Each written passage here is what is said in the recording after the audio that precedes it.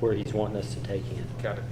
Homeowner Association bylaws, blah, blah, blah, model closely, villages of West Clay, and then it goes on to talk about the streets and where they were, Got it. streets and alleys. And like I said, the minutes show a 50-50 split of the street lighting. I don't know what the percentage is. I do know that it's whatever our standard Cobra head is what we'll pay. Okay.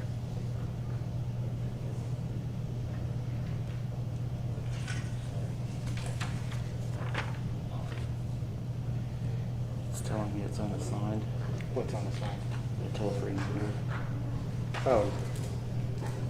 No, here, let me give you the number. Maybe I dialed it wrong. 888 524. There's 3 on there.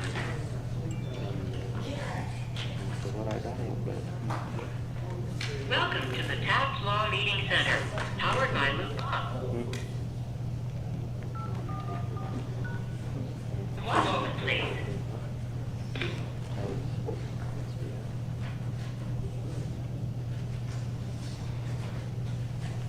Okay. Yeah, so it looks like Jessica's on. is she on? I think so. There's 3, so. Who else is going? Me, you. Oh. Jessica, are you there? I'm here. Can you hear me? Yep. We're just setting up.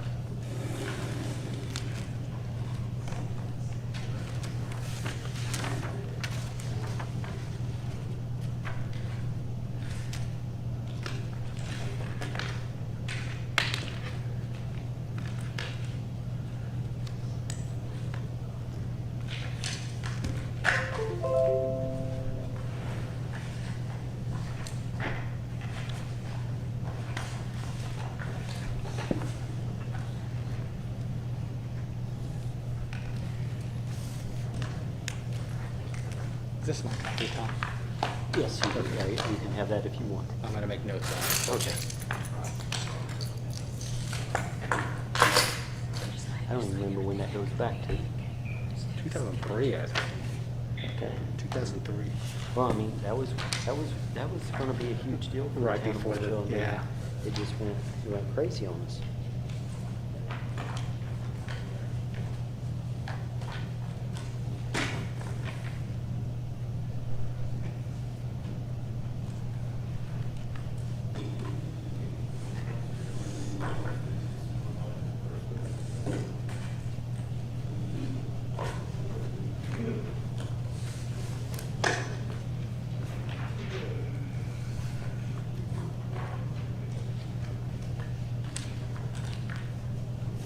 Okay, Jessica, we're just gonna do a sound check before we start. Can you hear me okay? I can hear you. Okay. Can the audience hear her okay? Yes. All right.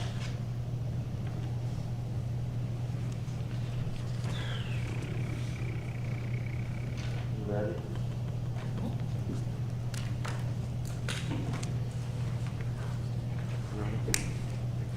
Okay, well, welcome to the Mooresville Town Council Tuesday, June 2nd meeting. We will start the meeting with our pledge and our invocation.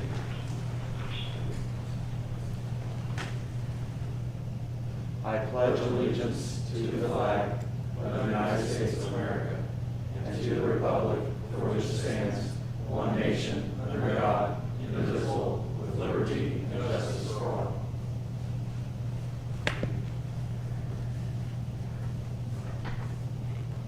Tom, do you want to give the invocation? Dear God, as we gather this evening, we ask for strength, courage, and wisdom. Sometimes we need your help a little more than others. Right now, the whole nation can use your help. In Jesus' name we pray. Amen.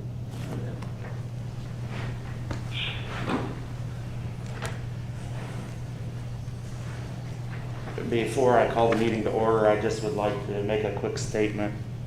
about the absence of Councilman Jeff Cook. Jeff Cook has been called to duty in Indianapolis because of the protests/riots, depending on how you view it. So keep him in mind this evening for his safety. He's been called into mandatory shifts. I think, given what's been going on, I just would like to say, I think sometimes in history you have events like what's going on now that should be recognized by your public officials. And so I think I was listening to the brother of George Floyd yesterday, who said on one hand you have peace and on the other hand you have justice, and he was calling for a peaceful end to rioting, but also justice for his brother. And I thought that was a very reasonable approach. And I just want to personally wish Indianapolis and other cities in the United States a peaceful outcome and justice. I'll now call the meeting to order. The meeting is in order. Our first item on the agenda is the approval of the minutes from our previous meeting. Do I have discussion or a motion from members of the council? Motion to approve the the minutes from the meeting on May 19th as written. Second. Okay, we have a motion and a second. I'll do a roll call vote since we have one member of the council on the phone. Oh, I should have done a roll call in attendance. Maybe I should move back and do that. So we'll do a roll call in attendance to establish the quorum. I'm sorry. Jessica Hester, are you here? I'm here via phone. Okay, Jessica's present via phone. Councilman Worthen, Present, Town Hall. Councilman Stanley, Present, Town Hall. and I am Shane Williams, present at the Town Hall. We do have a quorum. So back to the approval of the meeting minutes from May 19th. We have a motion and a second. We'll do a roll call vote. Councilman Worthen. Aye. Councilman Worthen votes aye. Councilman Stanley. Aye. Councilman Stanley votes aye. Councilwoman Hester. Aye. Councilwoman Hester votes aye. Shane Williams votes aye. The motion passes. Next item on the agenda, unfinished business.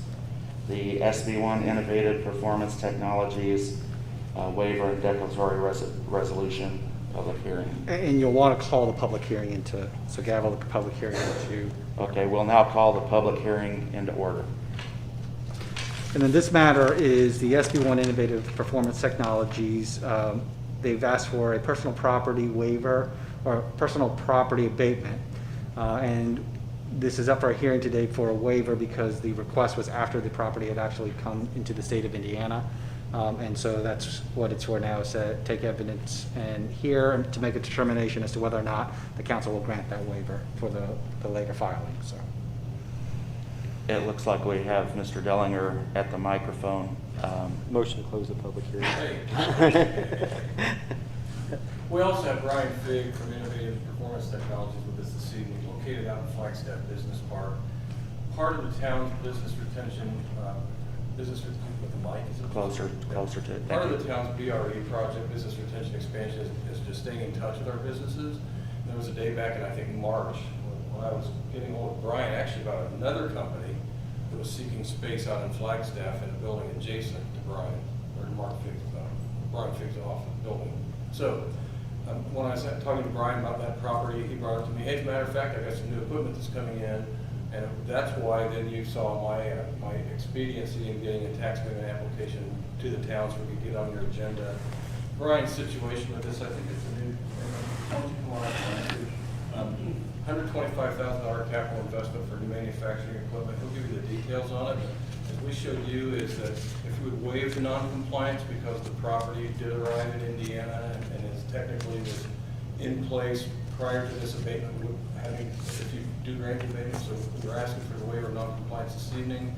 A couple weeks down the road, we would then have the public hearing on the waiver, or on the tax abatement application itself. So if you'd like to tell Brian what you're up to. Yeah, and one thing I'd like to add is the fact that this was a press break, and our previous press break had grown to the point where it was not fixable.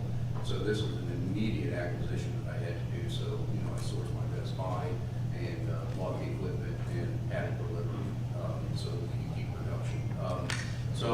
Quick history about us. I moved my business down here about a year and 5 months ago on Hansel. I started 10 years ago. We did performance chassis and suspension products, mainly for Mustangs and F-150s.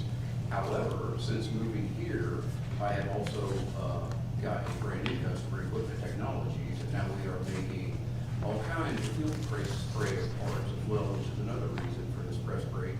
And in short notice, you're probably going to be seeing me again because we're on the verge of buying a laser because we are expanding rapidly.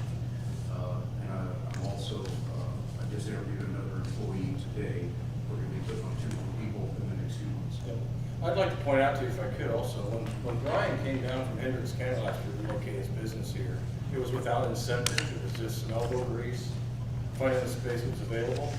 And there are probably a dozen other Brians out there right now that if we had the space for them, they'd be giving us a real hard look.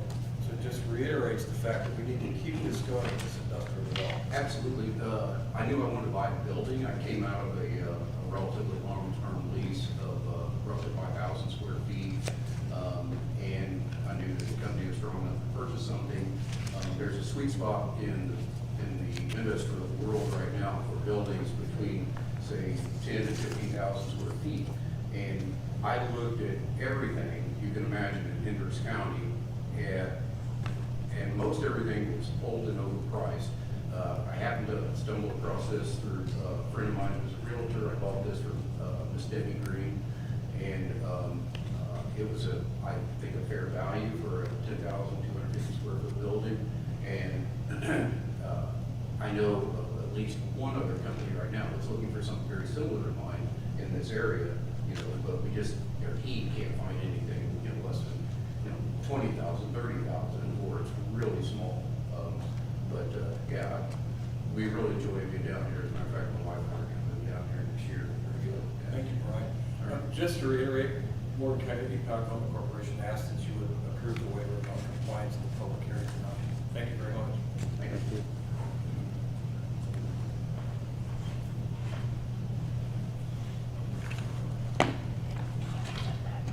Well, you want to see if there's any other. Yeah. Would any other members of the public care to comment during the public hearing portion? By the way, I want to let you know that there are masks available in the back if you'd like those, and there are hand cleaning stations in the back corner, and then we also wipe down the microphone. So if that changes anybody's mind, you're welcome to come up. Seeing none, Motion to close public hearing. we have a motion to close the public hearing. Do we have a second? Second. We have a motion and a second, so I'll do a roll call vote. Mr. Worthing. Aye. Councilman Worthing votes aye. Councilman Stanley. Aye. Councilman Stanley votes aye. Councilwoman Hester. Aye. Councilwoman Hester votes aye. And I vote aye. Motion passes. Okay, and so now in front of you is the declaratory resolution.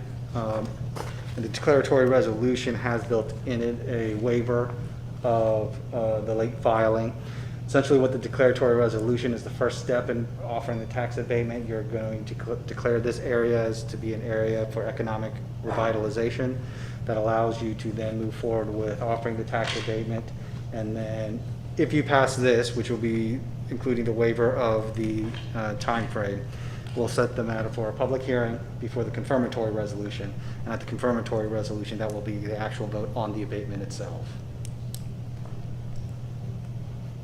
Discussion or a motion? Does it have a resolution number? Debbie, does it have a resolution number? Resolution 6. Okay. I sent that around, right? Yeah.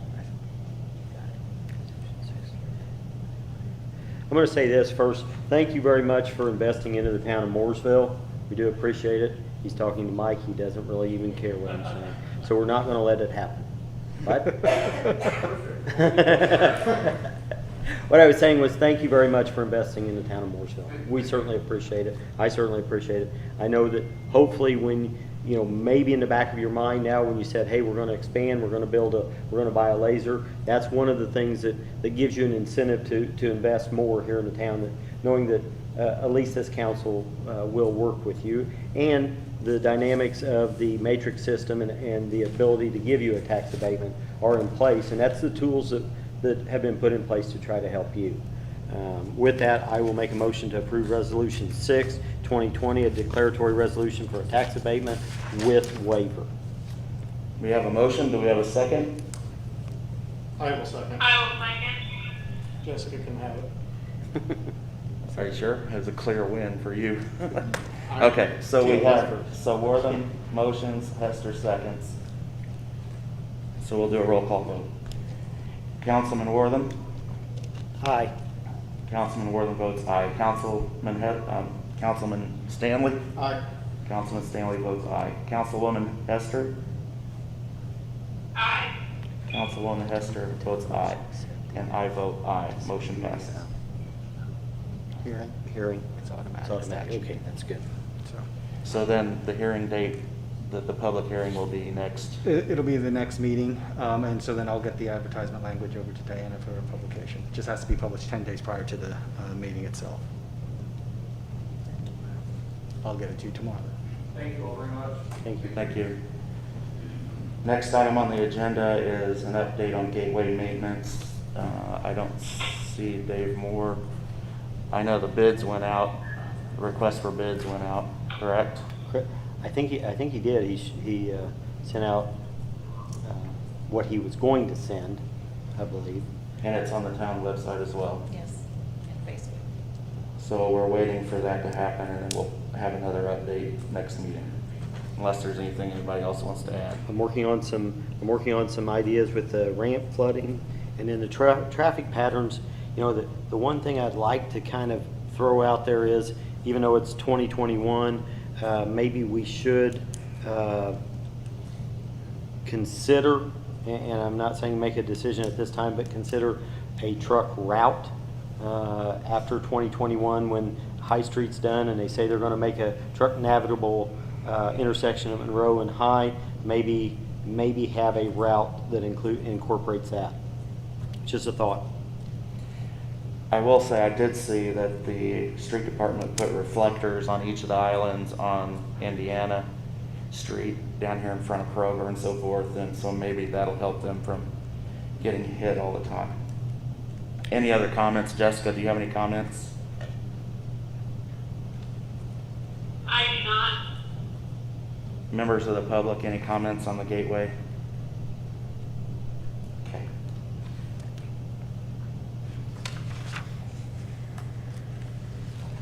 Next item on the agenda is under new business, is the CF1 Pro Build Company. So in front of you is the compliance with the statement of benefits form. This is the annual form for properties or companies that you give abatements to.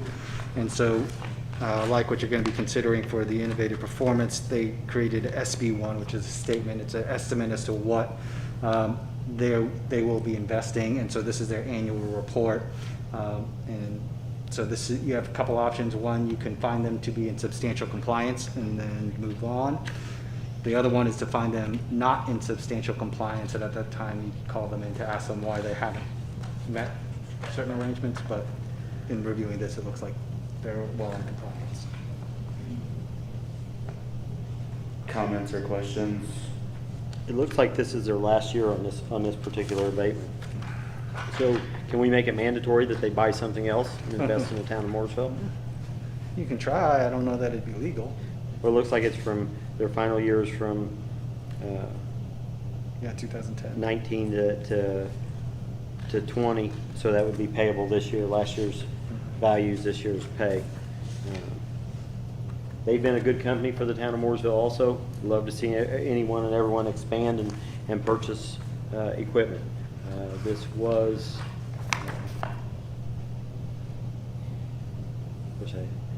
personal property, so it was equipment. With that, I'll make a motion to approve the substantial compliance on Resolution 9, 2010.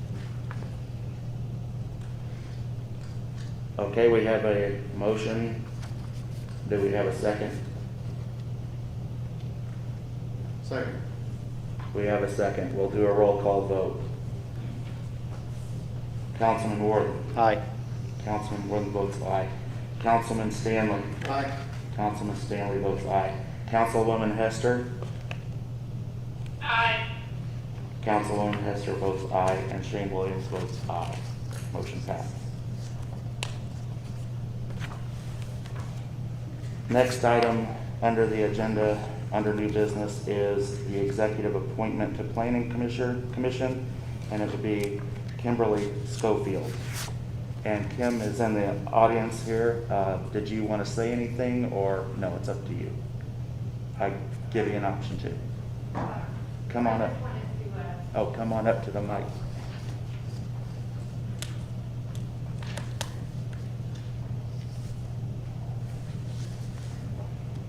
Just wanted to say I appreciate the consideration of the appointment. I've lived in Mooresville 1 month shy of 11 years. Both of my children have gone through Mooresville schools. I have a 10th grader and a 7th grader. I worked at Newby Elementary and been a total government geek my entire life. I was watching the Watergate hearings at the age of 12, so I just worked very hard. I appreciate it very much. You also volunteer at the polling sites typically, don't you? I've seen you there. Every election, I did this year because of Right. and I'm a mother first. So. Right. Yeah. Well, thank you for your application. Thank you. Any comments from the public? Well, with that, and this is the executive appointment to Planning Commission, and it's a non-Republican position, so I will nominate and appoint Kim Schofield to the Planning Commission. Thank you, Kim. The next item on the agenda is the executive appointment to the Board of Zoning Appeals. This is also a non-Republican appointment, and Mr. David Sadler is here with us. Did you want to say anything?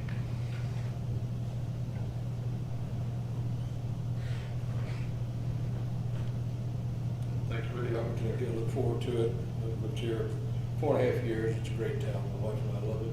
Moved here from Arizona, and hopefully I can be of service. Thank you. I think you will. Your resume was quite impressive. Any comment from the public?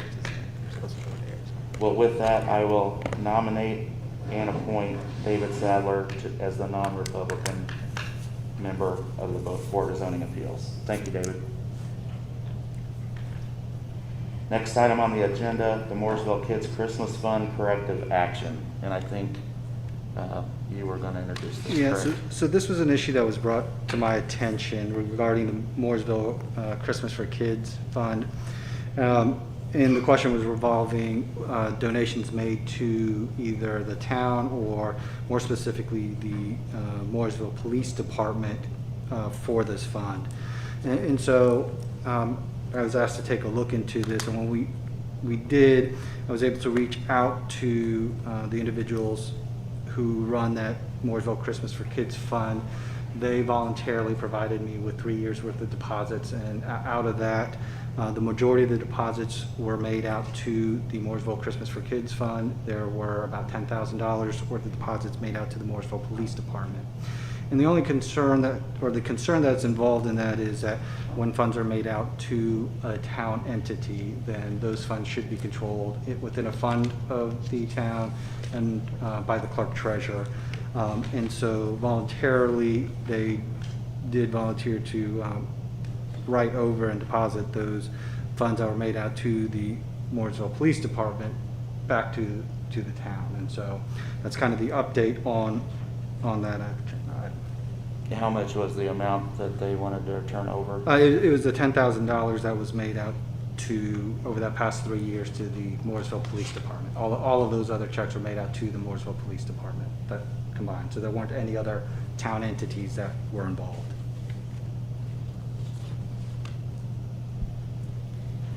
Any comments or questions from board members? Is So this ordinance here is establishing a non-reverting fund. So in connection with that, if you're going to have the funds in the town's coffers, you need to have a line item for that. And that line item for the clerk treasurer would have to be, what you would want is a non-reverting fund, so that if all monies aren't spent in one year, appropriation year, then those monies would not revert back to the general fund. They would remain within that non-reverting fund to be utilized for the purposes set up again. So the ordinance in front of you in relation to this is a creation of a non-reverting fund that's going to be for the purposes of a Christmas for Kids program. All the funds to fund that will be contributions made to that line item. And then all the expenditures have to be used for that purpose and that purpose only. So it's not a general donation fund that can be used for other things. This is going to be specifically for a Christmas for Kids program. Well, if it was going to Christmas for Kids, then don't we need to change this name to something to where if Christmas for Kids continues to operate, we don't want any more of this confusion. We can't use Shop with a Cop because obviously they take 30% of it. I'm vaguely familiar with this program, and I know that 100% of the funds go to the kids. And on this here, I guess what we're going to do is now have maybe 2 entities that are doing this. I don't know. I don't know in the past on those. There's some type of grant that you applied for through the big box stores. Is that correct? I did apply for a grant through Walmart last year. We did not receive the funds until after that fact. And then it was put into a regular donation fund at that time after there was confusion about what could be deposited where. And when you applied for that, did you apply for it as a grant to be used as for Christmas for Kids? That is correct. So I mean, I don't know if Christmas for Kids is trademarked or not, but I know that we probably don't want to use that same term. Yeah, and you can amend it to name it however you guys want to name it.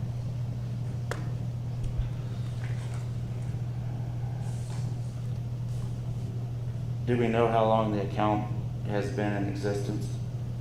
I don't have an exact date on that.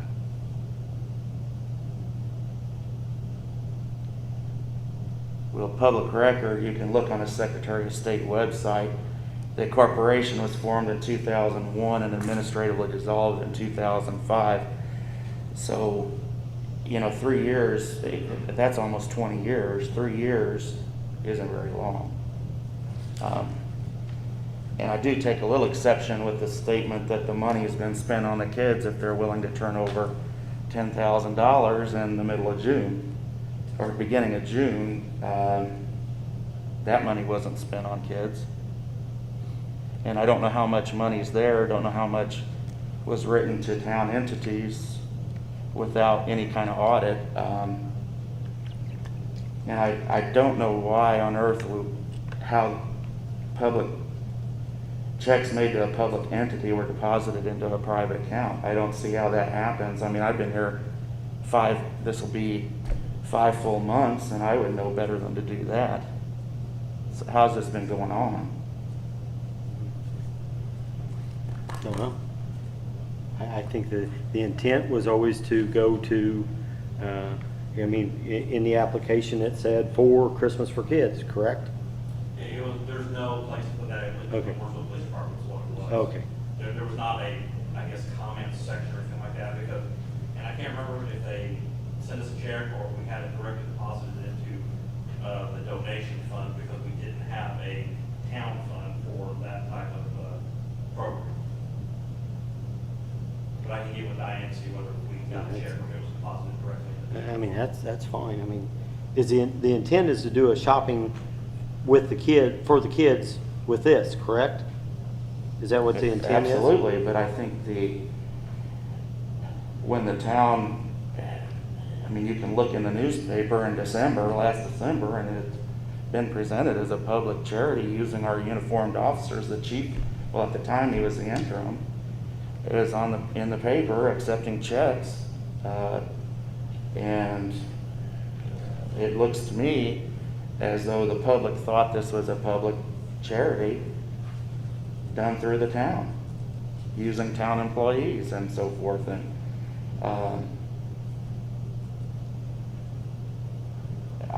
I personally think we should have some kind of audit of the account and ask for the full amount. That's my view. Because I don't know, we don't have any record on the town account and the town accounts to look at, to know where it came from, where it went. I mean, that's the point of having a treasurer. Me as a councilman, I can't go in and make deposits for the town. That's what you have a treasurer for. I can't even make deposits into a town account, let alone take public money and make deposit it into a private account, right? I'd get tarred and feathered out of this place if I did that, and I should. And I hope there's not more of these things out there, because it's just not the best. It's not the best.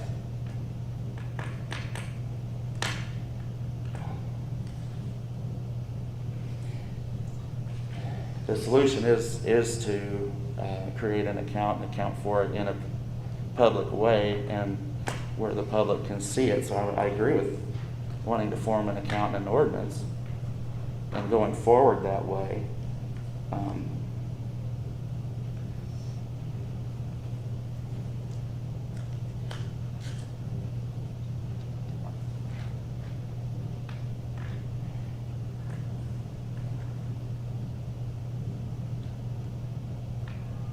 It's upsetting to me, but what's the process of this ordinance then? It would have to be, So this is first reading, and so if you want to make an adjustment to the names, we can do that and present it as an amended at the next council meeting for passage, unless you want to suspend the rules and go through that process now. But the normal process would be, it's here, it's first reading, second reading will be next meeting, and then a vote on it at that time.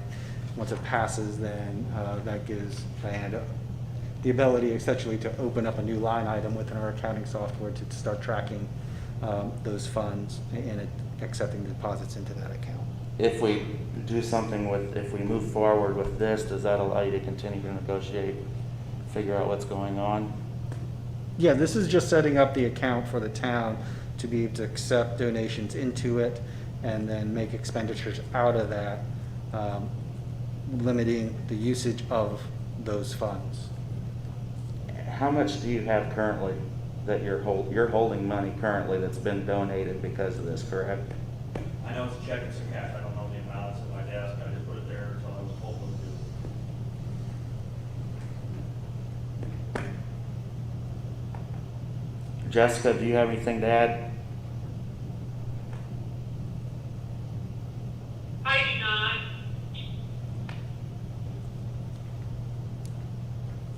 Anybody else on the council? So the question before us tonight is, do we want to pass the ordinance? Well, this is the first reading of the ordinance, so you Okay. don't have to take action on it tonight. Okay. And so that's what's out there, and then that the background I gave was the impetus for the ordinance in front of you. If we pass the first reading tonight as it's written, can we still change the name by the next meeting without having to restart the process? That's one question I have. So if you suspend the rules, then it's going to be as written, and so it's going to have, the fund's going to have this name on it. So then in order to change anything in this ordinance, once it's passed, you have to amend by way of an ordinance. So once an ordinance is passed, you can't just change things, you have to take action to change it via ordinance.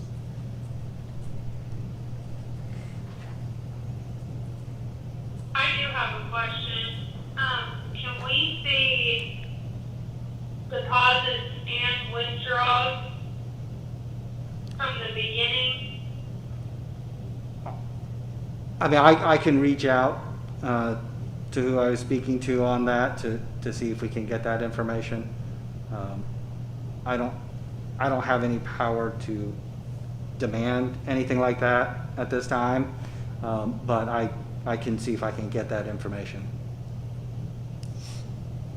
Okay, thank you. Yep.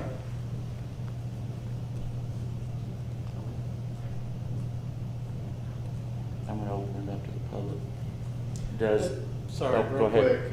quick. Dr. Google, I know it took, I'm cheaper than $350 an hour for the attorney, but I typed in Christmas for Kids and copyrighted Christmas for Kids. I'm sorry, I cannot hear, I can vaguely hear what, I cannot hear exactly what's being said. I typed into Google Christmas for Kids. It looks like copyright 2020 Christmas for Kids, 501c3 charitable organization. So that may answer our question about the name. Copyright 2020. Yep. Charitable, 501c3 charitable organization out of Portland, Oregon. Out of Portland, Oregon. That's not this account. No, but once it's copyrighted, that'd be everybody. Is that correct? Well, so the question, now we're getting into IP laws. Yeah.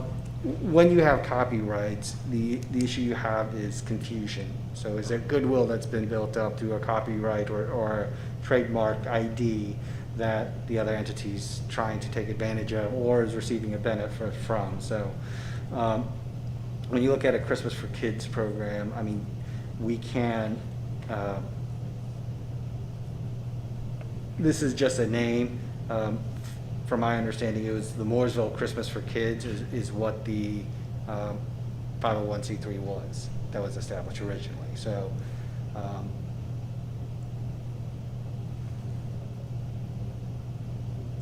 I don't know that it would run afoul of the Portland one because of the geographic location, but I am not a copyright or an IP attorney.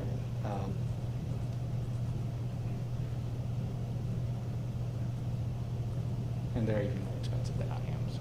Yeah, yeah, but I just didn't know if we needed to change this one, just so we said, you know, town's Christmas fund, or. Yeah, we can name it however we want to name it.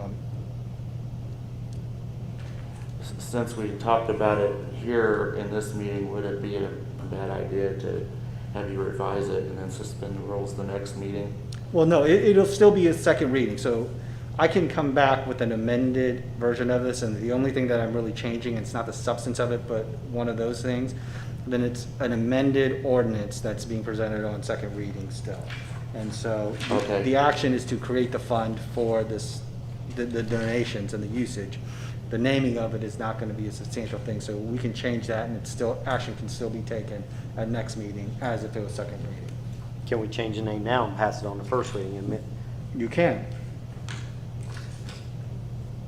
Because if he has checks sitting somewhere, we're in violation of State Board of Accounts rule of 2 or 3 days. Yes. Speaking of which, I'm assuming this is probably going to come up on an audit. It should. It might be.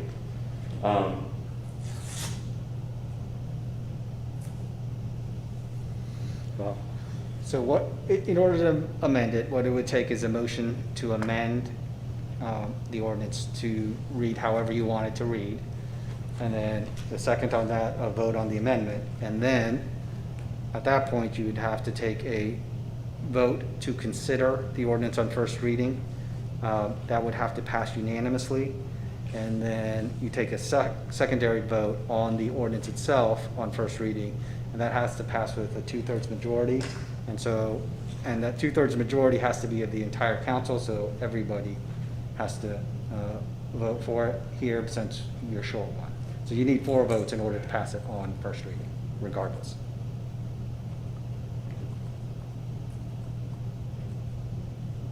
pop quiz, Kevin, what do you want to name it? What? Pop quiz, what do you want to name it? I'll let you guys decide I think we should open up to the public before we do anything. So public comment on this issue. Yes. I can clear a few things up for you. The people that don't know me, I'm Mark Mathis. My wife and I started Mooresville Christmas for Kids in 2002, I'm not sure exactly, but in that neighborhood. There's one check written every year. That can go back and be verified through Citizens Bank. Be glad to do that for you if you have a concern about me stealing money from the fund. It's one check a year at Christmas. The majority of the time, Kevin and I went up this year. Kevin went to the bank with me. He got the check from Walmart, and we put it in that account. We've done that with Chief Biles, Wes Farmer, the fire chief, Danny, my first board of directors, of course they're gone, scattered now, was our town attorney, Tim Kearns. Jim Ellis was on the board. Of course, those people kind of fluttered away. I have written one check every year, and I have the checkbooks at my office. And when I said $10,000, when Jewel reached out to me, I showed him both sides of the account. He reached out to me. I told him that I thought that was fair, because the rest of that money, of course, we've spent on kids. It's always been about kids. It's never been about anything else but kids. That's it. Now, is it an incorrect scenario where we lose the bank? Now, sure, Jessica, go ahead. I don't think she can hear. I'm sorry, can you tell me who's speaking? Oh, I'm sorry, Jessica, it's Mark Mathis. Okay, thank you. Okay, could you hear the rest of it? Jessica? I could hear everything. I just wanted to make clear who was speaking. Thank you, I appreciate it. Okay, no worries. So anyway, that's kind of the long and short of it. That's what's happened. That's what it's done. As I said, it got to the point, the first or second year we had, we were at Meyer at the time, and someone wanted to buy Meyer a plaque in appreciation of what they've done. And we were firm in our stance at that point in time that every dollar or every dime we got would go to kids. And so I said, if you want to do that, the board of directors will have to buy that plaque, or I will buy it. My wife and I will buy it. We started this thing because of the telemarketers at Thomas had a while ago. We wanted every dime to go. The school gives us 30 or 40 kids each year. It used to be through church admissions. They did that somehow so we wouldn't double or triple up on things. And that's kind of how it's done. I know Kevin and his wife have been very good. There's been a lot of people that have continued through the years. So that's kind of the small window of what this thing's all about. That's it. There's nothing more, nothing less. But in cooperation, I told, I'd be glad to write the check out of that account for $10,000. We have some money in there right now. We go low, we go high. You don't know in a pandemic situation if we'll get any money this year. So you never know how much money you're going to have. You float around on charitable things like that, so we just never know. Right now, we do have that $10,000 that I'll be glad to give back to the town of Mooresville if that's what they desire. Anybody have any questions? Questions? I'm not accusing people of stealing, but I don't know how, with the people that you listed there, how they thought it was okay to take checks written to a public entity and deposit it in a private account, and all those people should have known better. Just let me know if you would, and I will get with Diana and bring that check whenever you want. Now, of course, I'll get a receipt and I'll get it. And we'll just have to follow it. It's a bad ending to a good thing. It is what it is. Any other questions? Anybody here have any questions? Okay, I'm done.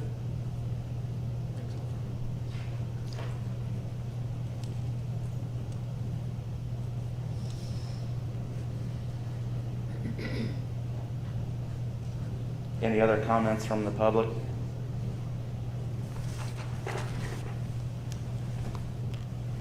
Do I have a motion or more discussion from the council?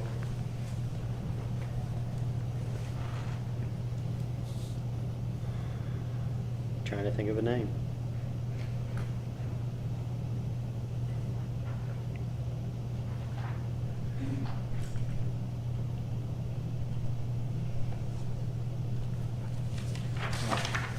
on the agenda, it says Mooresville Kids Christmas Fund. How about Mooresville Children's Christmas Fund? Do you want to name it? Huh? Do you have any idea for a name? No, it's not. How about Mooresville's Children's Fund?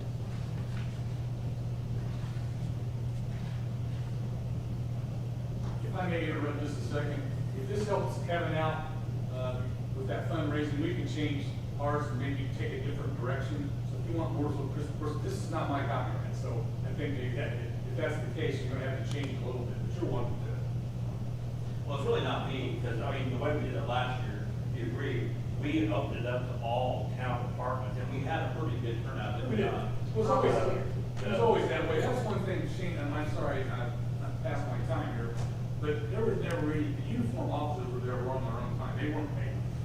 Nobody, they were. No, I know that.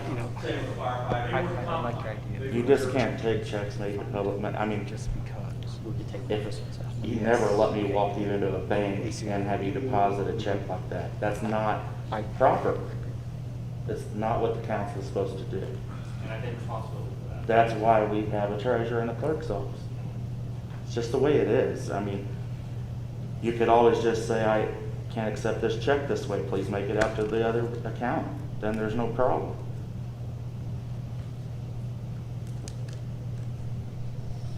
I still think. I would go with Mooresville Children's Fund. I would make a motion to amend the ordinance to reflect Mooresville Children's Fund. If someone copyrights that, it would be North Carolina, and I guess we can let them have it. Ordinance 7. So we have a motion Just for, go, To amend. It's a To motion to amend. amend. the, what, to Mooresville Christian, or Mooresville Children's Fund, there we go, Mooresville got Children's. spit it out. Do we have a second? Second. I have a question. I'm sorry. Does this mean the account will be moved from what it is to a Mooresville account? So And it, this would be the creation of the fund, which just means it's a line item in Diana's accounting system. The fund to be able to accept these donations and to deposit them and how those donations can be utilized. And so the chief's got some funds that he has at his office that can be deposited right away. And then Mr. Mathis said he'd write that 10. okay, thank you. So this vote would be for the amendment of the ordinance to reflect the name of it to the Mooresville Children's Fund. But this, this doesn't have anything to do with whether or not we accept $10,000 as the final amount. If it's for kids, I don't know why they wouldn't get the whole thing. This is for the creation of right now it's just the rewording of the ordinance, and then this ordinance will be for the creation of the fund. It has nothing, it doesn't accept anything that was just said, because I'm not sure I'm willing to accept that 10,000 myself No, this is as a solution. the establishment of the Okay. fund. I just don't want on the record. Yep. I'm trying to fight for what I think's right there. Public money belongs to the public. Okay, so we have a motion. I think Dustin, did you second? Yes. So we have a motion and a second. We'll do a roll call vote. And this is ordinance 7. Do we need to go ahead and say that? It's ordinance, but this is the motion to amend it. So Okay. Councilman Worthing. Aye. Councilman Worthing votes aye. Councilman Stanley. Aye. Councilman Stanley votes aye. Councilwoman Hester. Aye. Councilwoman Hester votes aye, and I vote aye. okay, so the ordinance has been amended to represent the Mooresville Children's Fund. So now, if you want to take action on the amended ordinance, it would be a motion to suspend the rules and consider the amended ordinance upon first reading and that has to happen, pass unanimously. So moved. Motion to suspend the rules and consider on first reading to pass ordinance 7, 2020. We have a motion, do we have a second? Second. We have a motion and a second. I do have one question. If we do that, the ordinance goes into effect today. Well, this, right now, it's only to consider this on first reading, and then you have to take another action to pass it on first reading. Okay, thank you. Yep. All right, so we have a motion and a second, so we'll do a roll call vote. Councilman Worthen? Aye. Councilman Worthen votes aye. Councilman Stanley? Aye. Councilman Stanley votes aye. Councilwoman Hester? Aye. Councilwoman Hester votes aye, and I vote aye. Okay. So that has been passed, so now you can consider this to pass on first reading. And like I said, it needs a 2/3 of the entire council, but that's everybody that's in attendance today. And to answer your question, is the way that it was drafted is once it's passed by the council, it'll take as soon as, effect as soon as possible. So, And it might, if I voted no, would it set us up for further audit? no, I mean, a no vote would just mean that this doesn't get established. Because Councilman Cook's the one that brought this to my attention, and I think he should be here to vote for it. That may be a bad reasoning, but he brought it to my attention, and Then why didn't you say that before we suspended the rules? Made the motion to suspend the rules. because Okay. he brought it to my attention. And you want him to be here when we, You guys make the motion, I don't make the motion, you will vote.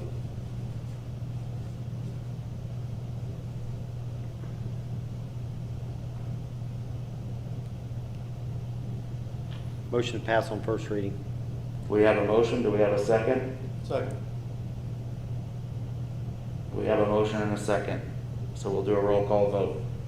Mr. Warden? Aye. I'm sorry, I missed, what is this motion for? It's for the passage of this ordinance creating the non-reverting fund for the Mooresville Children's Fund.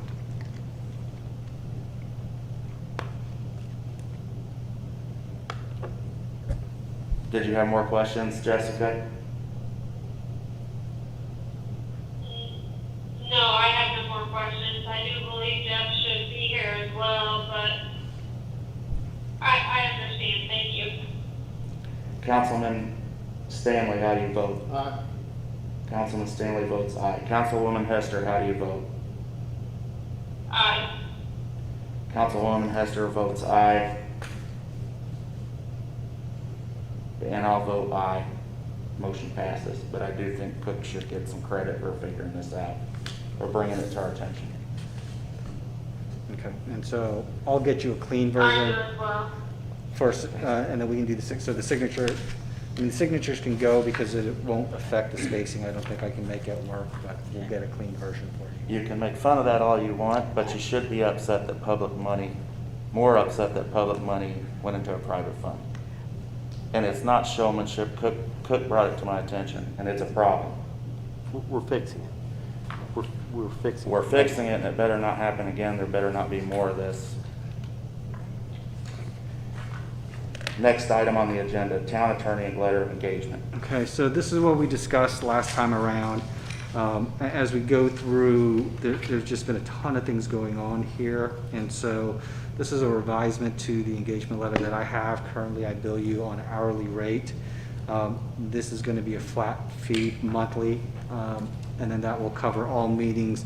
Councilman Warden brought to my attention that in the meetings that I listed here, I did not include parks, but that will be included. So my attendance at any meeting for the town of Mooresville is going to be covered by that. The preparation of ordinances, the phone calls, all of that will be, in any other communications and documents, will be covered under that. The part that will be excluded out of this would be for the specialty one-off issues, and that would include public safety discipline, because you have a whole different statutory procedure that goes along with that, bond and bond anticipation note proceedings, eminent domain proceedings, and other litigation matters. But regardless, anything that would not be covered by this engagement letter would be, I would have to get a separate engagement from the council in order to move forward with it. So we won't have all those things out there.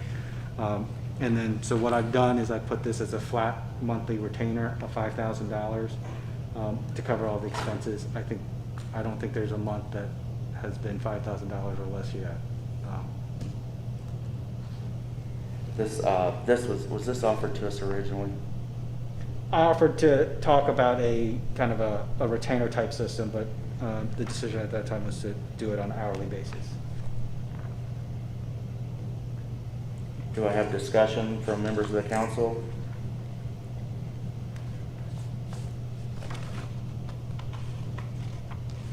He answered my questions. The only thing that I had was, and it was just the legal part of it, which he said he could correct with no problem, is there in one section where it talks, where it lists it as city. Yeah. And that's just the legal part of it. Can you backdate this? The first of the year? I can backdate it to the 1st of June.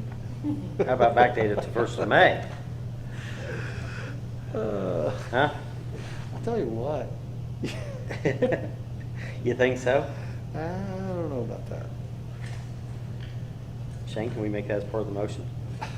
You can do it. See what he does. He's thinking. I'm waiting for him to say yes. That sounds like a good deal. Unfortunately, I don't think that I can say yes. That time was covered under private engagement. But it will be backdated to the 1st of June. 1st of June. So this meeting will be covered under it. Motion to approve the letter of engagement, changing us from an hourly rate to a retainer of $5,000 a month. We have a motion. We have a second. Second. We have a motion and a second. Jessica, did you hear all that discussion okay?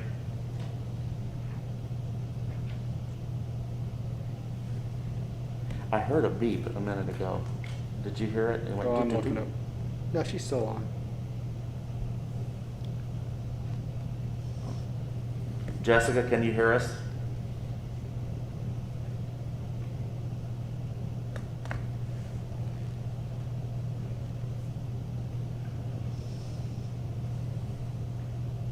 I heard a beeping a minute ago, went toot, toot, toot, toot, something like that. So should we try to reconnect with her or no? It shows she's here, so I would continue with the meeting because you still have a quorum, and so it doesn't affect that. Okay. So we have a motion and a second. We'll do a roll call vote and see what happens. Yeah, it just went off, so she's off. Though. She's on. I think she's lost connection. So, Do you want me to? well, she would have to call back. She'll in. have to call back. Yeah.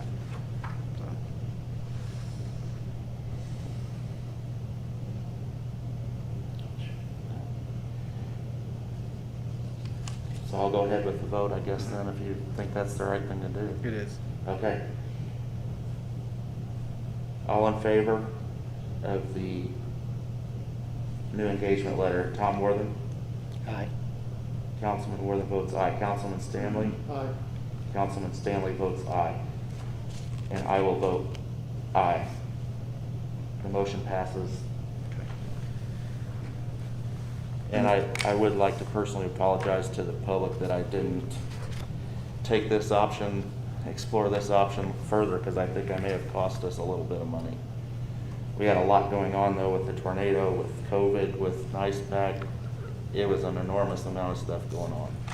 This year's been, I mean, just generally speaking, for all of the municipalities I represent, it's been different than any other year, honestly, so. But I wished I had pursued that for heavier. What about getting them to backdate it to May? Do you wish you could pursue that a little bit further? Yeah, I agree. Next item on the agenda is department head reports.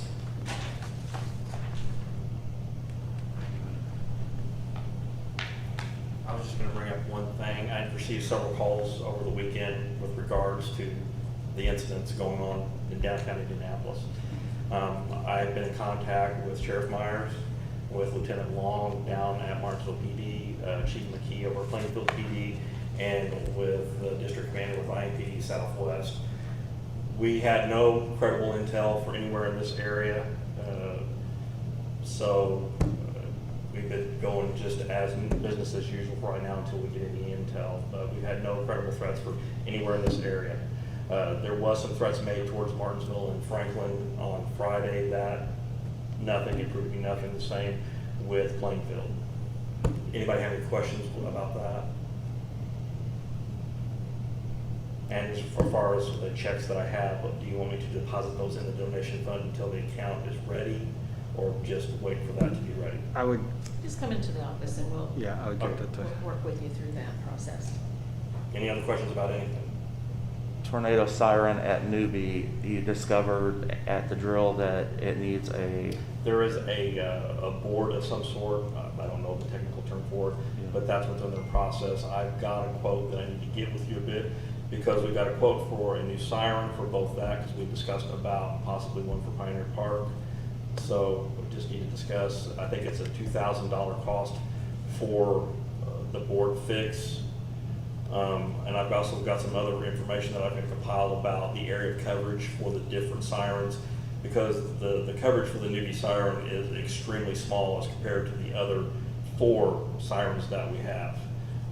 And with the newer sirens, based upon the decibel level, if you put one at the park, it would almost cover the area that newbie is covering now. So I want to get all that information to you so we make a decision on, do we want to repair the newbie one, or do we want to proceed with trying to get a whole new siren for that area?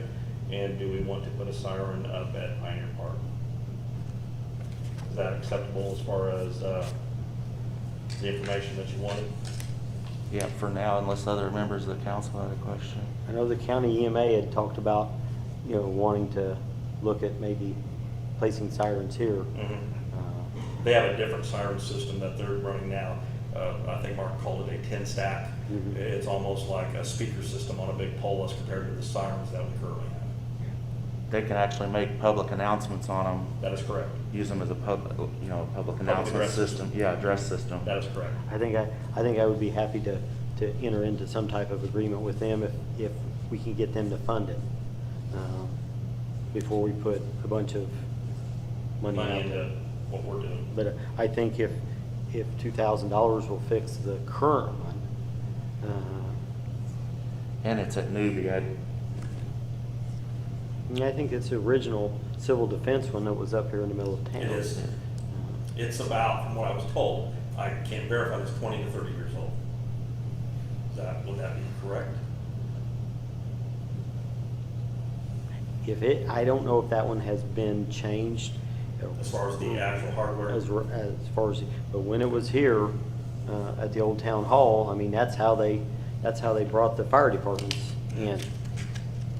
So, I don't know, maybe a little older than that. I know there were some claims that went through there that are in this docket, for, the Software repairs. upgrade. Software upgrades and the repairs, and, I had spoken to Diane, and I feel like that is that's not really a police department expense. I know they had tried to, line item it out of yours, but that's more of a town, and we talked about the CUME cap fund, which the State Board of Accounts says that we can use that. And she did forward that information to me. And if we thought we were only saving the police officers, then we could charge you for it. But I think this is to save everyone's life. So, I think if you're asking for permission, or if you're asking for guidance, I think we should look quickly at fixing the one that's already there. Okay. would you like us to proceed then with the small budget item of just repairing that siren then with the control board? Do you have any estimates of the costs? I haven't looked at the exact paperwork with Steve, who has been researching all of that. I believe he said it's about $2,000 for the board Okay. to repair that siren Okay. versus an estimated cost. The sirens like we have at the other locations, about $27,000 per siren. So it's under the public bidding, Hmm. that Yes. 2,000, so. And I that think was my there may concern. be I think there may be a QPA on those. I'm not sure. That I'd have to research, I don't know. I can check into that though. And what about the, or were you done talking about that? What about so if the funding doesn't come through the police department, then what about the policy of, you were talking about doing an SOP for your dispatchers? We still have to have an SOP for the dispatchers on how to operate the system and what criteria we're going to have in order for those sirens to be set off. Is that Yes. your question? Yeah, I think the public, at least the ones I've talked to, would like to hear it audibly at least once in a while, like maybe the first Friday And I think we of every discussed month. that, you know, the silent test weekly and then an audible test once a month is, I think, kind of what's been playing, toyed with a little bit. Like the first Friday of every month at 5 p.m. or something. Whatever we decide on. Do you have input on that one? A dispatcher SOP would be totally up to them, correct? To the He chief. writes those, correct? To the chief, correct. They don't fall under they are supported by, so they're support for the police department. But it's still the chief's SOPs throughout there. And I don't think that would have to be approved by the Metropolitan Board of Police Commissioners, but I'd have to. And the commission strictly is for the merit rules for the merit officers. Right.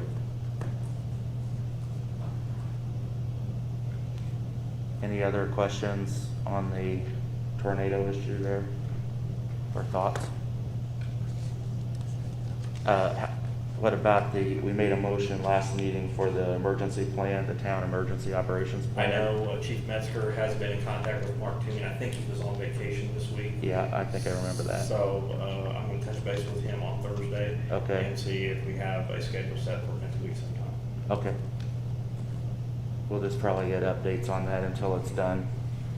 Okay. That's all I had. Did you guys need to make a decision on whether to proceed with the repair of the new siren or?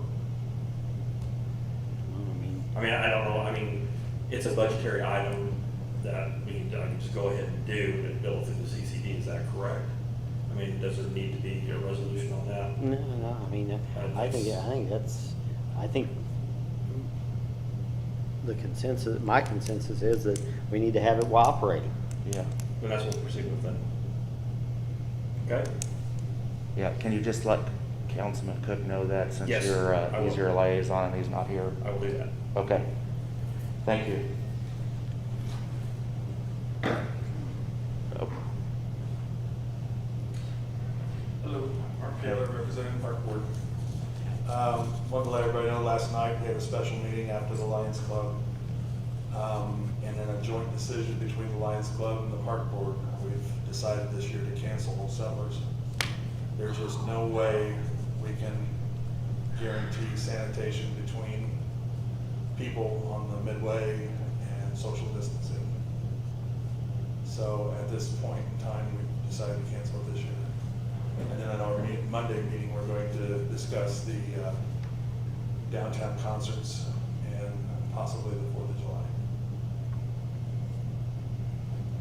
Any questions? thank you. Any questions for Mark? It's kind of heartbreaking. But It is, it's sad. It is sad that the county, all the counties are canceling their fairs. So we decided to follow suit. Thank you. Would this be Veterans Parade also? The Old Settlers Parade will probably be canceled also. we can still have a parade. Yeah, who does the parade follow? It's the lead, Is it the Legion? And these are two representatives from the Legion. So, I mean, The town approves the parade, not the park, correct? we approve the route and Yeah. closing of the streets is all we approve. I guess, I think they're gonna get up, they've got some questions, for public comments, and I guess we can, if they ask us a question, we can ask them a question. If they don't answer ours, we won't answer theirs. Seems only fair.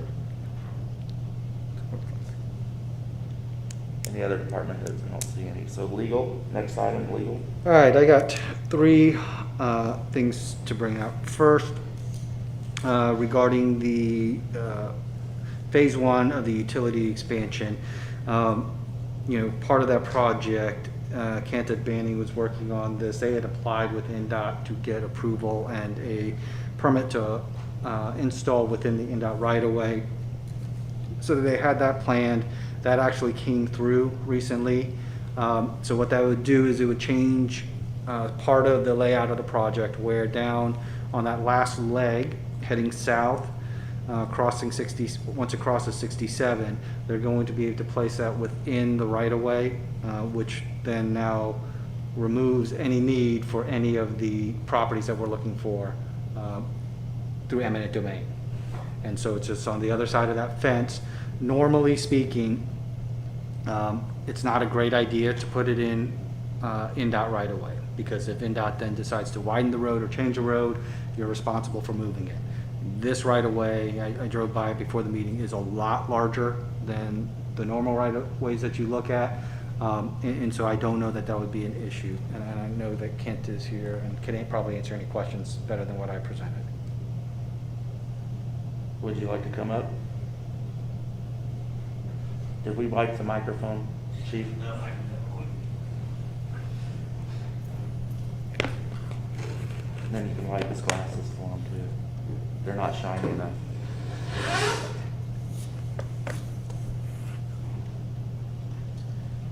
Ken Eller with Bain Engineering. Jewel was spot on what we talked about. We actually dual tracked the design through there. Typically, NDOT doesn't want you in the right of way. One, for that very reason, for expansion. Two, we don't want to be in the right of way because other utilities compete within you also in close proximity. Where when you're on a designated private easement, it's strictly for your utility. However, given the circumstances, it being such a wide right of way, the location we're hugging up along the state right of way and the private property, we're kind of out of the way of anything that we could foresee that would go in that particular area. So we're fortunate we were able to get NDOT to approve that, and I don't see any reason why that would cause us any heartache down the road with that. That's south of Hansel. It's South of Hansel, west side of- along the Hansel properties, Okay. on the west side of 67. And maybe the best news for you, Tom, is you don't have to pay me for the eminent domain work to get that, and so there's a cost savings involved. So we with that get as well. refund? Back to May? Back to May. April. How much is that cost saving? Is it substantial? It could be. So if the matters went to full hearing and eminent domain proceeding, I mean, normally those will go all the way to at least a mediation for resolution. And so with that, you have the complaint and condemnation, you have the objection period that you have to get through, you have the court-appointed appraisers and all of that stuff. So just to get to mediation, you're probably looking at about $20,000. So and I think there's one on there that we're concerned would force it down that road. So and if it goes all the way to trial, then you're looking at more than that. So the savings could be substantial on that. So we have none under the eminent domain then currently? No properties that would be? We have sent out our uniform acquisition offers, and so we'll see. We have heard back on one that is asking for certain information regarding, and it falls within this area. They rejected the uniform acquisition offer, and are asking for substantially more on that. But this would alleviate that issue, so we could just respond saying, you know, we no longer need the property and we're good to move forward. So it does clear up at least one that I would anticipate would be a uniform acquisition offer. Is that someone trying to call back in? Yeah. I will also add, we bid the project as if it was in NDOT right away. So there's no contractor change or going back to contractor, hey, we're moving this one way or the other. So that's how we did bid it, because that was kind of That's a money and time saver from what it sounds like.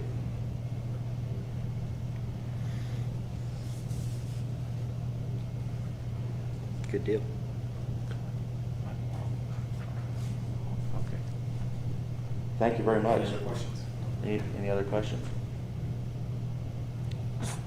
So I mean, I don't know that we need technical action to just kind of consent that that's a process that the council would like to move forward with.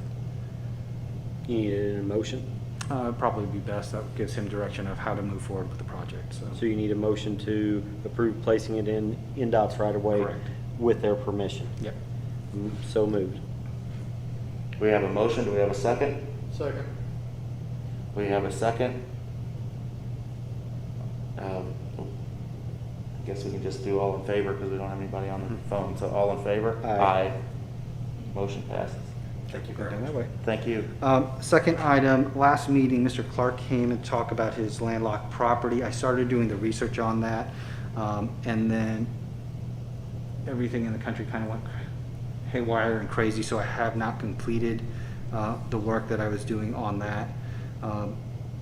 I can't even get into all my stuff is at the office, and our office has been closed since Friday, and so I can't even get in there to get the information that I have out. Because of the riot. Because of the riots. And so I did get notice we're open again tomorrow, so I can get into the office.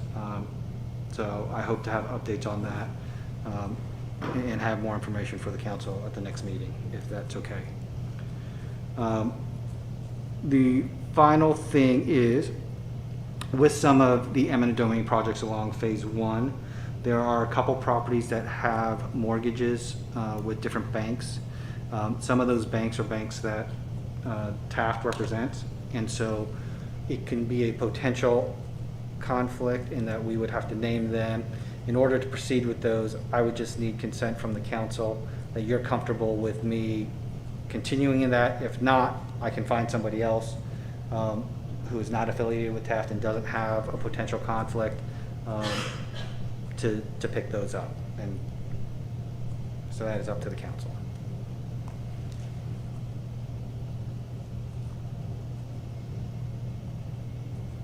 Would the mortgage holder even fight you on that, or it'd be the property owner, wouldn't it? In most cases, it is the property owner that fights. The mortgages usually have language that controls what happens in an eminent domain proceeding.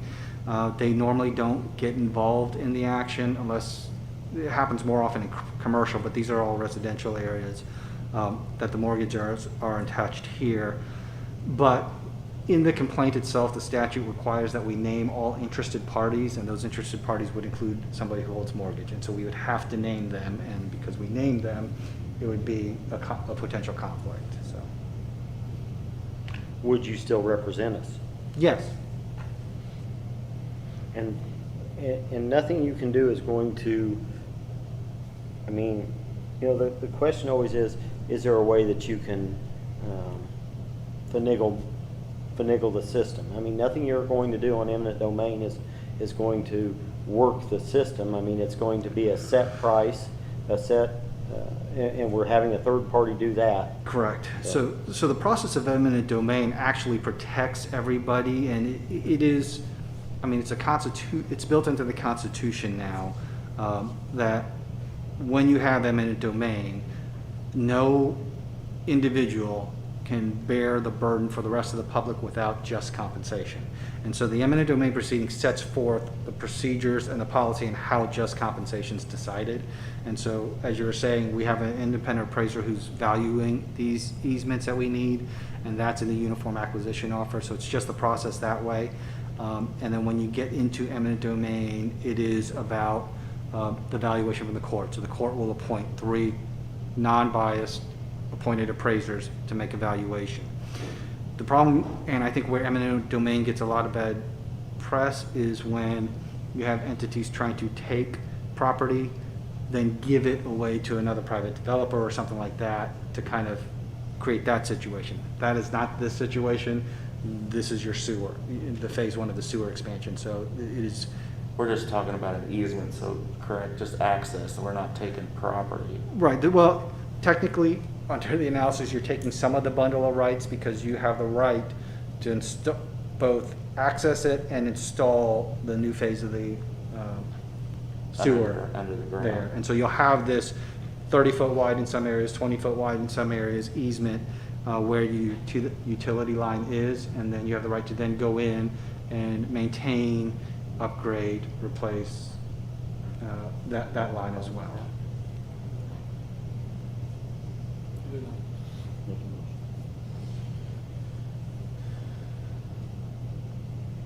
So do we need a motion then? I would need something, if the council would want for me to proceed without finding somebody else, I would need a motion saying, granting me the authority to proceed with the waiver of conflict.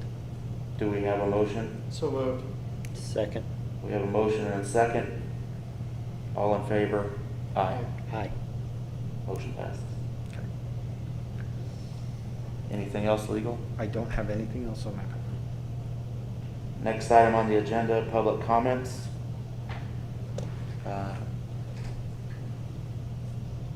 This is for anybody to come up. Do I just Yep. jump up? Yes, ma'am. We'll ask you to state your name and address. Oh, has this been wiped since the last person was up? Yes. Okay. My name is Dawn Bain. I live at 980 Edgewood Drive. That one's Okay. gonna, I'm sorry. Okay. I just, Thank you for getting me on the agenda. It was for the moment. that's okay. I did turn in some paperwork. I'm sorry, to Ms. Wamsley. Do you all have a copy? Shane has the copy. He only gave me 1 copy. I did, So. I'm sorry. I wasn't quite prepared. And what this is in regards to is a petition to the house at 978 Edgewood Drive.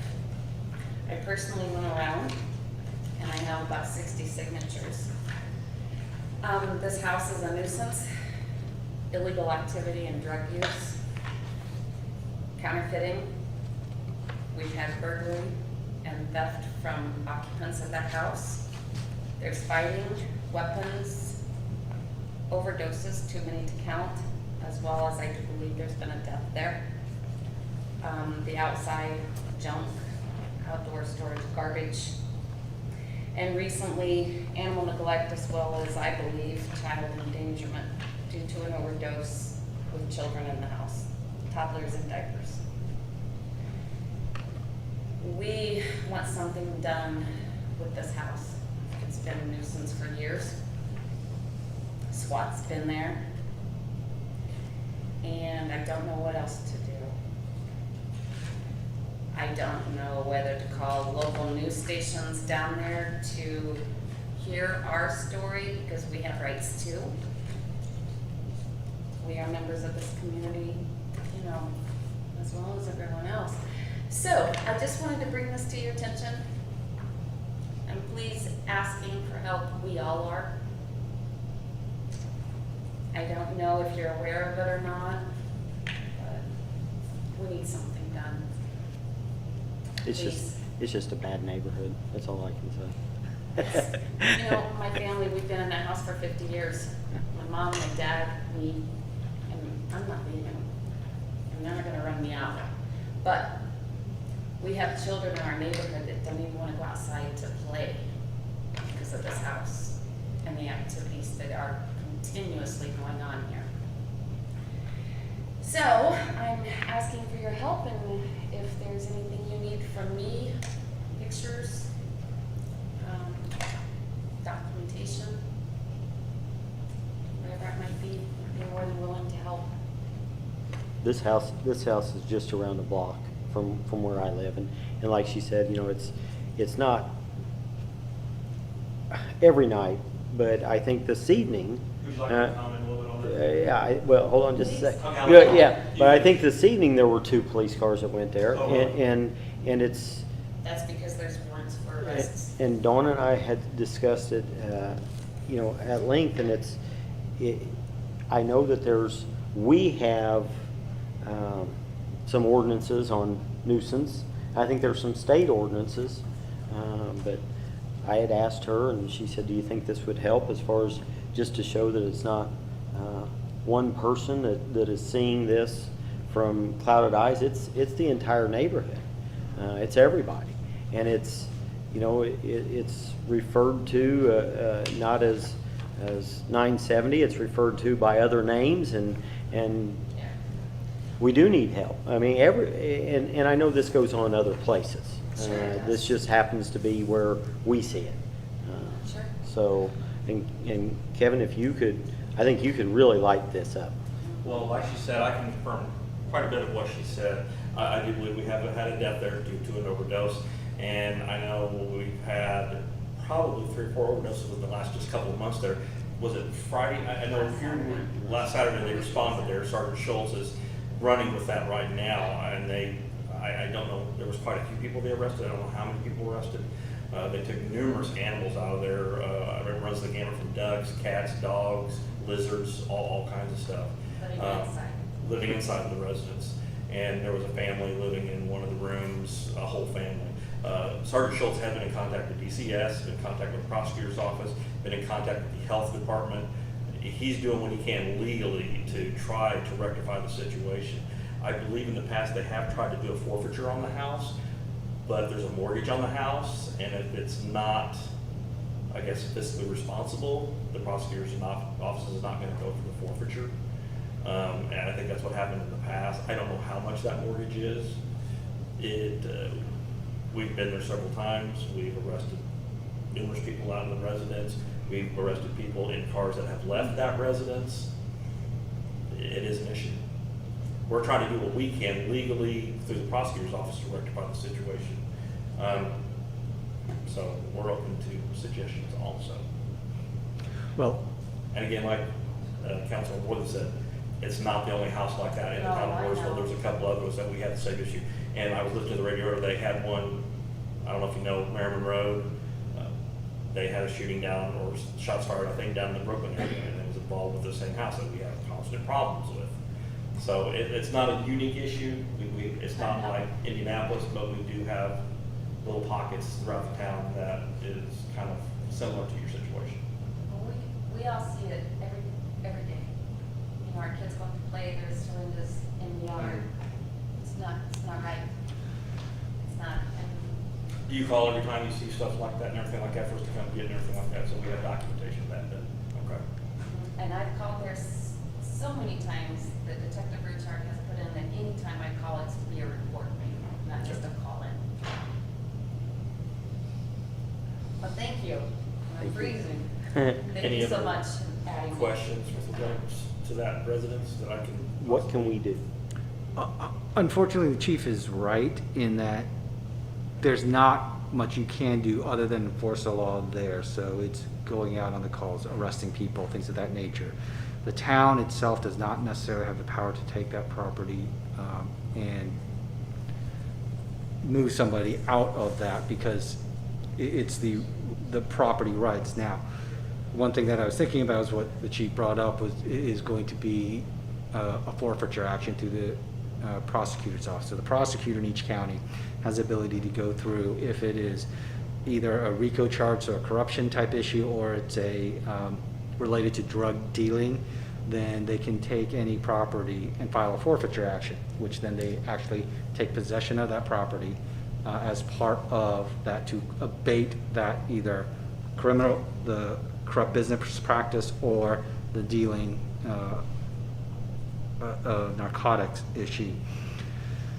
But I think Sergeant Schultz is also working on possibly through the health department trying to get it condemned. Well, apparently it's quite terrible inside the residence. and that would be the other issue, is to try and get people I out think that's one if thing it's he's not focusing on right now, is habitable. trying to get that as another avenue since we're not having luck with the forfeiture aspect of it.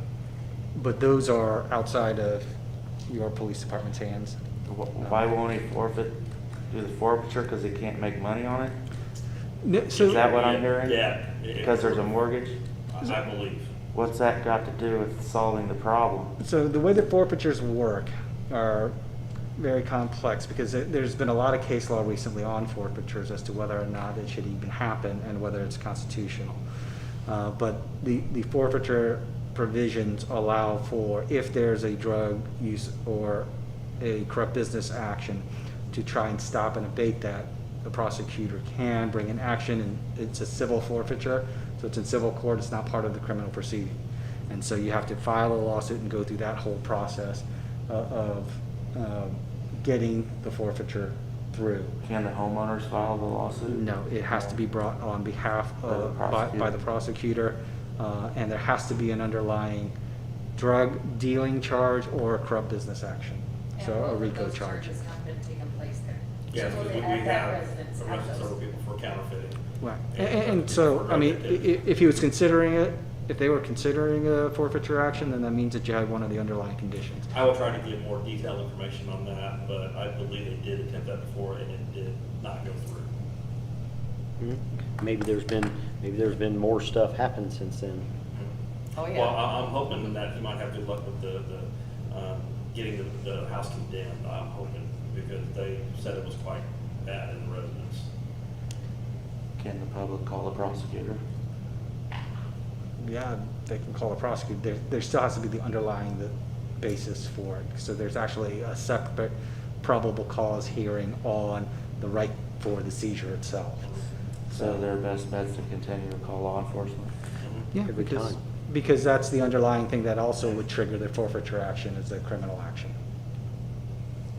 Is there anything else that I can do? Not legally. Thank you. Thank you for hearing me. Hopefully something can be done. Sorry. Any other public comments?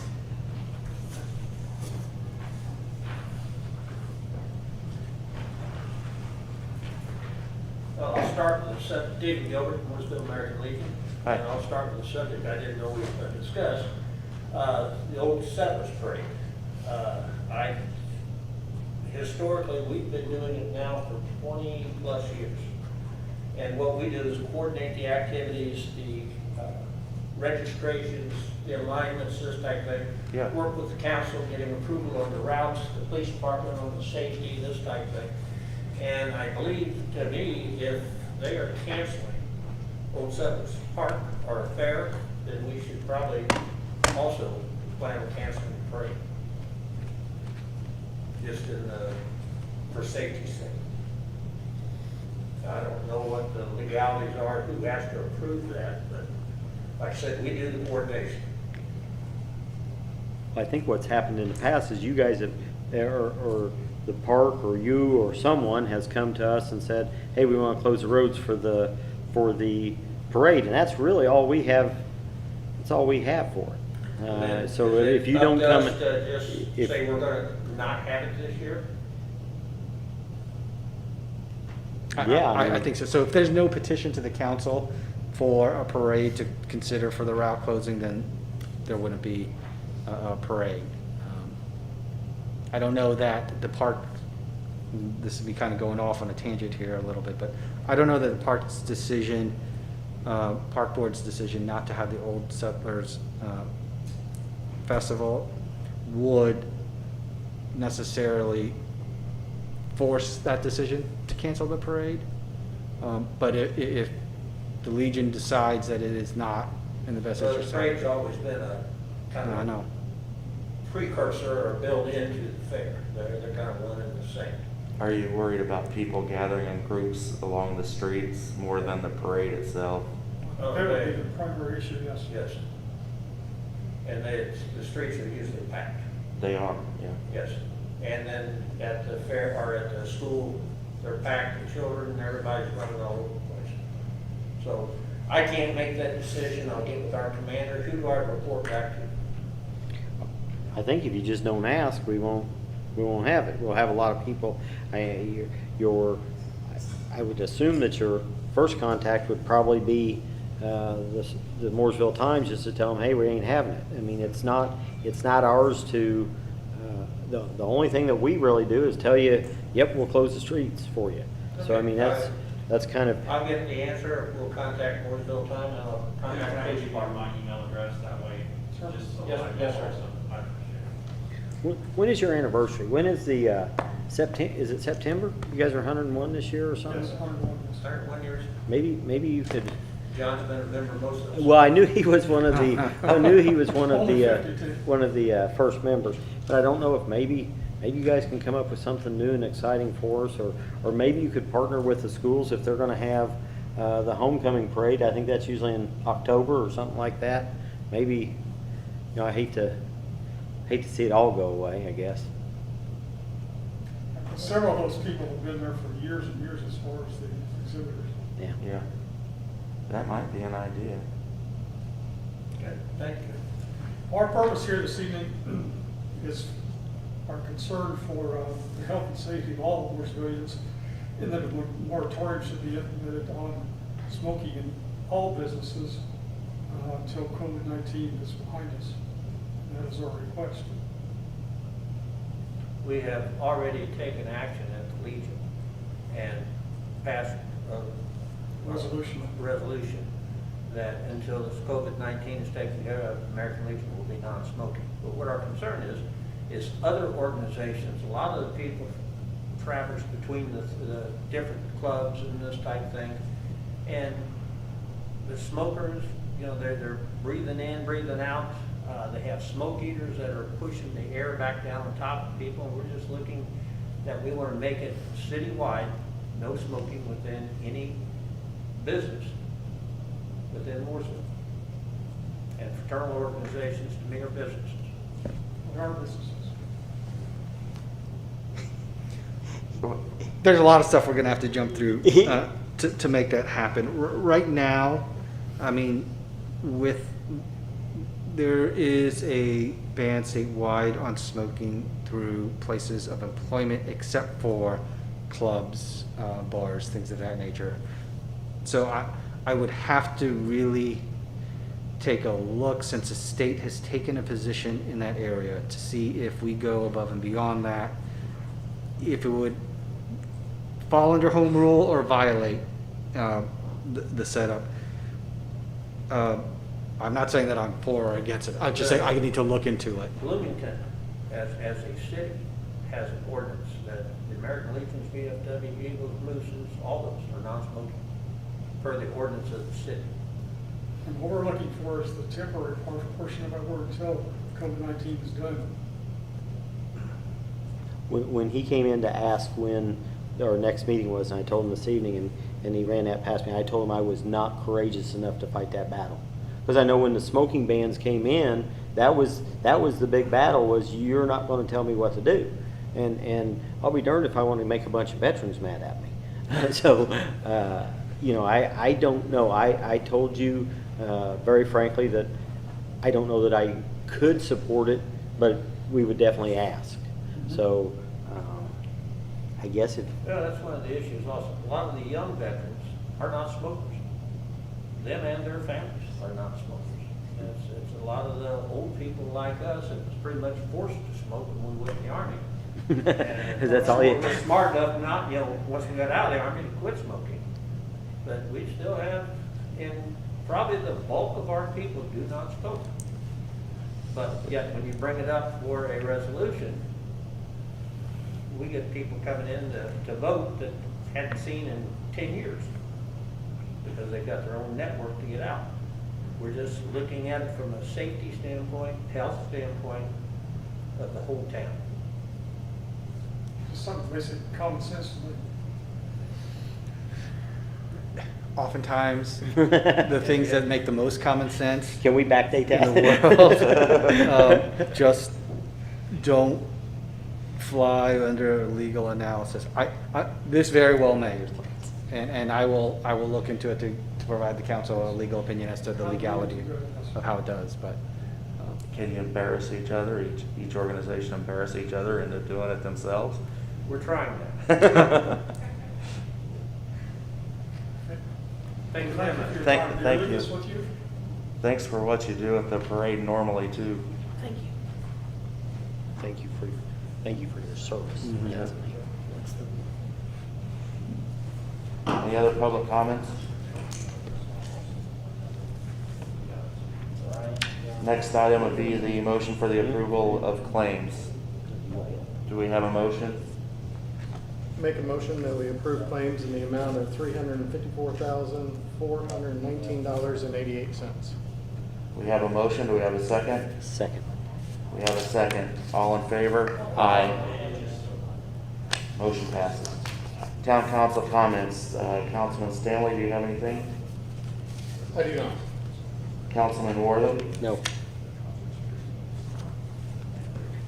I have nothing other than, as of tonight, with the last two appointments, I believe all of our town boards are full for the first time in, I don't know how long. I don't think the bipartisan one on the BZA has been filled since 1832. 1832.